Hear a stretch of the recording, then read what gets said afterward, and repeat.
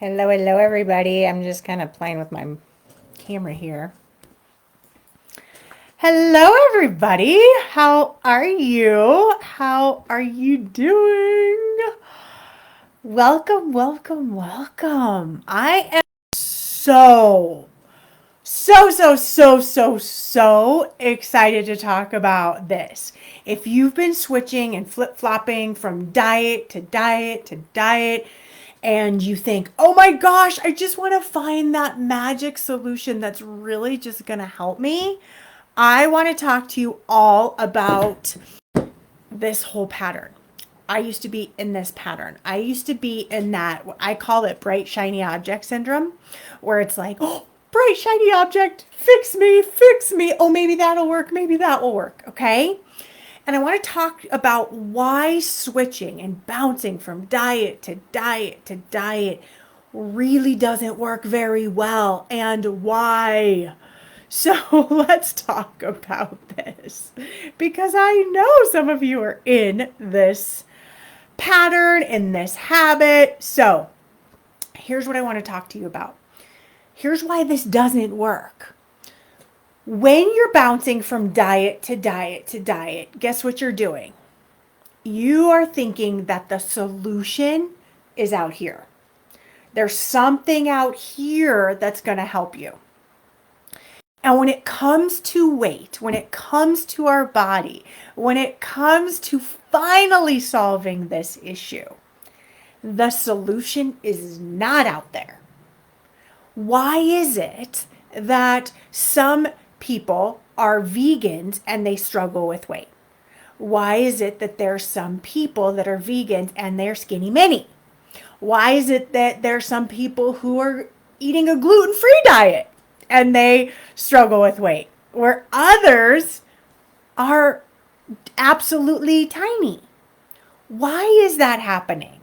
Why is it that there are people in any diet, eating any diet, that are really thin, really toned, and others in that same realm that are not toned, not skinny, and struggling? This has to do with the fact that this has everything to do with the fact that the solution is not out here, but it's inside of you. It is so inside of you. And I want to talk to you about what it is, and why it's that way. Sometimes I'll hear people come to me. I have amazing women who come to me and they're like, okay, Marna, I really want to be eating in a non-diet way. But first, I'm going to do HCG shots. First, I'm going to really restrict everything that I'm eating. First, I want to get on top of this really structured diet. And then once I've lost all the weight, then I want to go into this non-diet way of eating. And that's totally backwards. It doesn't work. Now, I understand that desire. Trust me, I so understand that desire. Like, oh my God, let me just lose all this weight and then I'll figure out how to deal with the inner work and do what I need to do. It's much more appealing, right? But here's why it doesn't work. Why are most of you, if we looked at most people who struggle with weight, why is it? There's one main reason, and there's three things that are tied to that one main reason. What's your guess what that one main reason is why people struggle with weight?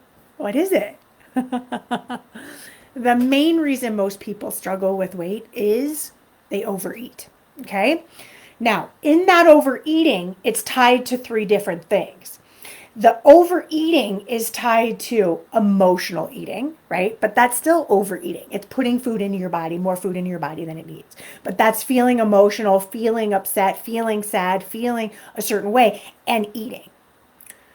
The second thing is binging. Again, related to overeating, but feeling like you restrict either emotionally, mentally, physically, or with food, and then you just, there's an explosion. So that is the binging. And then there are hormonal issues, right? Where you go, there's some hormonal things going on with me. I'm having some inflammatory response to specific foods. And if that's the case, that's also related oftentimes to overeating. Why? Because when there is a hormonal imbalance, it's often because we've had too much of not salad, not celery. It's because when we're having those cravings, when we're having those overeating or binging episodes or emotionally eating, we're turning to things like sugar and sweets and things that are not providing us with the nutrition your body actually needs and is craving. And that overconsumption of those things creates the hormonal imbalance. So if we know at the core, at the main core, that the struggle with food and weight and our bodies is overeating, then that's the area, that's the habit, that's the pattern we really want to focus on. So, can you overeat on keto? Yeah. Can you overeat when you are intermittent fasting? Yeah. Can you overeat when you are doing anything? Yes. The issue is that yes, because it's the why you're turning to food that really matters.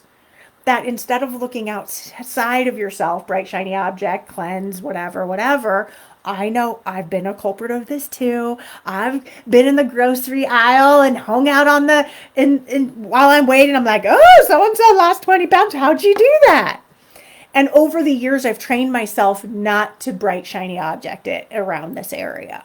That if there's anything I want to do, if there's any behavior that I'm not loving about myself, it's one, owning it, and two, making sure that I'm stepping into my power, that I'm learning about what I'm doing in relationship to food, in relationship to my body, in relationship to my eating, that is creating a disordered relationship or a frustrating relationship or an overeating relationship with food. So let's look at this a bit. The habit of overeating, this habit has everything to do with what? Does it have to do with food? Well, kinda. But you know what it really has to do with? Of course, you know what I'm going to say, right? You know me. I'm going to say this has to do everything with your mind. Habit creation, stopping overeating, stopping binging, ending that has to do with your mindset. Why? What's going on inside of your head that's creating a relationship with food that is intolerable for you, that's creating overeating patterns, okay? So let's look at, well, then what do you do? What do you do with that? The first thing that's so much better than a diet is deciding who you want to be in relationship with food. Now, if you say, I want to be a vegan who honors my body, who manages my mind, who doesn't, who eats when I'm hungry and doesn't overeat, that's fine. That's beautiful. If you say, I want to be somebody who eats in a keto fashion, and I also don't want to overeat. I also want to manage my mind. Beautiful. But let me tell you, this work is about deciding. And I'll tell you what I decided for me years ago. I decided years ago to make and continuously make the decision when I fall off of making this decision of being somebody who honors her body, who no longer overeats, who no longer binges, who no longer turns to food because she's sad or bored or tired or grumpy. That's the decision I made. Then from there, making that decision, whenever I had an urge to overeat, whenever I mentally wanted to turn to food and still had that chatter inside of my head, that's the work that I knew I needed to work on and I needed to do. It wasn't the food. The food is a byproduct oftentimes of our thinking, of our relationship with food, of our relationship to ourselves. The food oftentimes isn't nearly as important as what's going on in here and why we're turning to food. I can turn to food. I turn to food when I was a vegetarian and overeating and when I wasn't a vegetarian. The issue wasn't for me the food. The issue was my mental relationship with the food that I needed to look at and work through. So I really want you to, if you keep flopping, going, hoping that something else is out there. Oh my God, something else is out there that I have got to do. I want you to really think about this. Is there something else? Is that magic diet out there? Has it been out there yet in the last 50 years? Or 20 years or 10 years that you've been trying to diet? No, it's about you. It's about your body. It's about your relationship with food. Focus on deciding and being who you want to be. Make that decision first, because that informs the rest of you and the rest of what you want to do in relationship with food. Naturally thin people also love food. So when you say, I love food, absolutely, I never want you to take that away from yourself. Absolutely, you can love having food in your mouth and enjoying food. And it's about managing your head when you just want food, but your body isn't physically hungry. Or when you're at a meal and you just want to keep overeating, it's managing this. And how do you manage it? What's the first step? All my inner circle members, y'all better know this because we work on this constantly. But it's getting curious. It's getting curious. What's going on inside of me? What's happening? Why am I screaming? Why am I feeling this need to continue on and overeat? It's not criticism. That's never going to work. Nobody lost weight going, you suck, you suck, you suck. You know, nobody loses weight long term in that way. You don't feel like losing weight in that way when you've been beaten up. You lose weight by understanding, okay, this is who I decided I want to be. For me, I decided I'm going to be somebody who's no longer going to overeat, no longer going to binge, no longer do those things. And so I need to do the internal work to understand what's really going on inside of me. How? I started to just get curious. What's going on, Marna? Oh, wow, Marna, that's really interesting. You really want to keep eating. And guess what? You're no longer really hungry. So this is a real great time to stop. What's going on? Are you willing to do that? Are you open to stopping that? I know this is something that's really important to you. And then I could start looking at, this is interesting. This is interesting. It's 8 o'clock at night. I'm in bed and my head is screaming for sugar. What's going on? What does it really need? Because I'm not hungry. So what else is going on? So yes, I definitely believe that if you've had an overconsumption of sugar, an overconsumption of certain foods, and our body is like, can crave them like crazy. And when we start to neutralize their power over us, and we start to go, yes, I can have that. Absolutely, let's have that sugar. Let me have those things when I'm hungry, and start putting them in place. What then happens is you feel very balanced. You're not overeating and feeling super triggered by sugar because you know the impact food is having on you. And you know that, hey, this doesn't make me feel or look my best. So let me choose something else in conjunction with that sugar that helps me feel good. We don't have to take it all away. It's just about balancing this so that your hormones are more balanced, your mind's more balanced, your thinking about food is put in its place, and you're actually dealing with the real issues of your life and your relationship with food. But bouncing from one to the other, thinking that externally something is going to help you, no, it's not external. It's making that important, powerful decision to say, who do I want to be with food? And that is personal to you. And you make that decision, and then guess what? You can always change it, right? You can change who you want to be and what that identity piece is. And then guess what? You get to just keep stepping into this process of understanding why it is that you might be turning to food when you're not hungry, why you might want to overeat, why you're thinking about food constantly, why you want to binge. That's the work. So you can love food, and you can also love and fall in love with eating food when your body's hungry, and when you're not hungry, go do something else. Go keep yourself busy. Fall in love with other things in your life so that food isn't the main thing in your life. When I'm not as happy, when I haven't been as fulfilled, food becomes like so much bigger in my life. But when I am so fulfilled and I am so happy and I have all these things that I want to do in the world, food gets so much smaller. And it gets put into place where it should be, which is to help provide me nutrition, keep my body running, keep me moving. And I still love it. I just don't have to over love it or over consume it, I should say. So I want all of you to really be thinking about this and thinking about the habits that you have with food.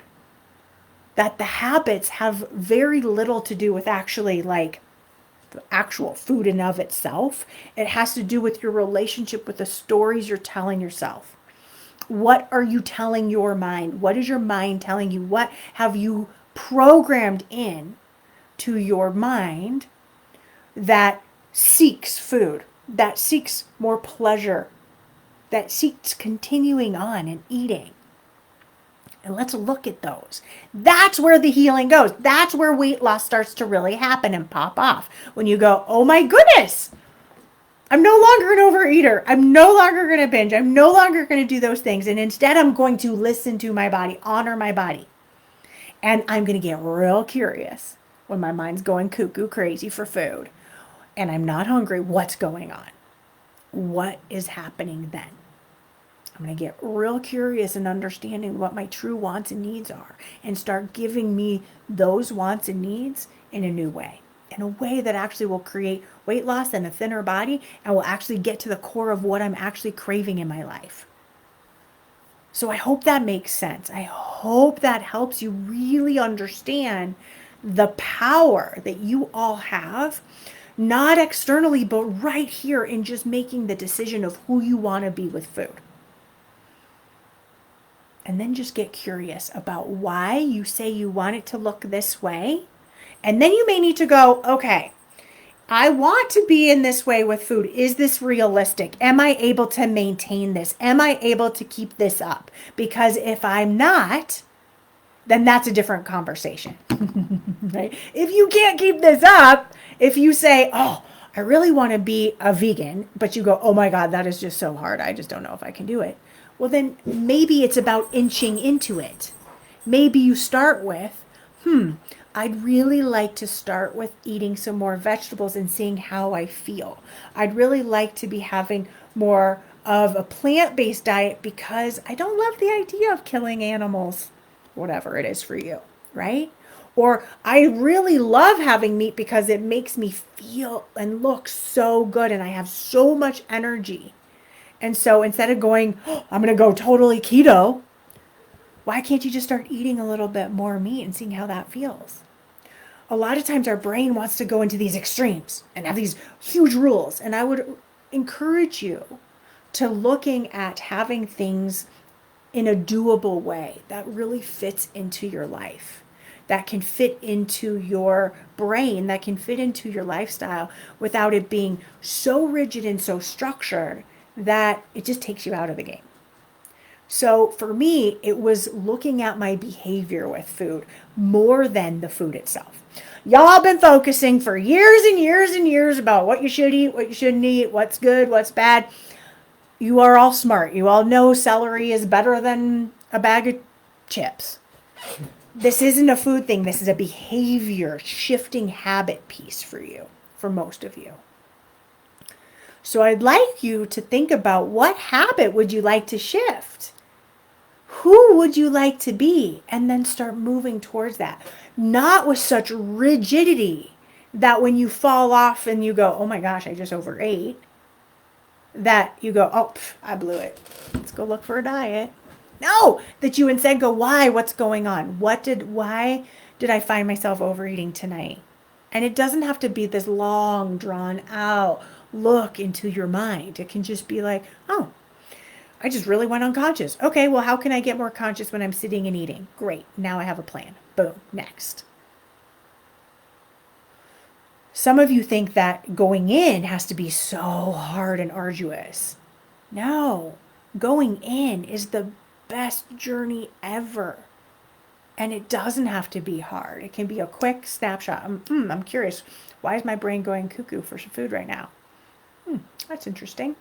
I must really want something. What else could I be wanting right now? Okay? And then, so keep stepping into this process inside of you. And I would strongly recommend stopping looking externally for your results and start changing the habits that you've developed that aren't serving you.